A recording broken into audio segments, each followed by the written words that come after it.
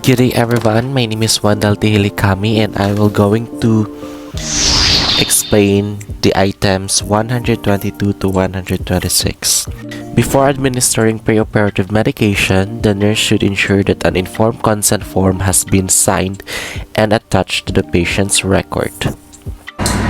Informed consent ensures that a person agreeing to a treatment is given all the information available about risk, benefits, reasonable alternatives, and the consequences of not having the treatment.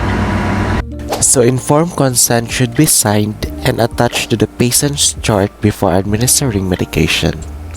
A nurse should spend no more than 30 minutes per 8-hour shift providing care to a patient who has a radiation implant. The time that the nurse spends in the room of a client with radiation implant is 30 minutes per 8-hour shift.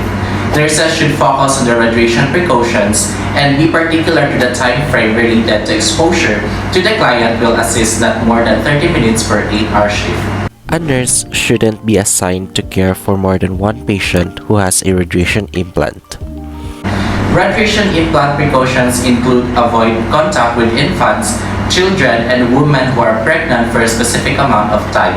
Nurses need to avoid touching the patient until the implant is removed or limit the time you spend very close to them. So nurse shouldn't be assigned to the care for more than one patient. Long-handled forceps and lead line containers should be available in the room of a patient who has a radiation implant.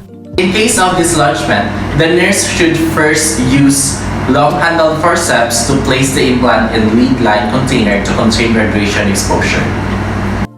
Usually, patients who have the same infection or in strict isolation can be shared a room. Provided they are not infected with other potentially transmissible microorganisms and the likelihood of reinfected with the same organism is minimal.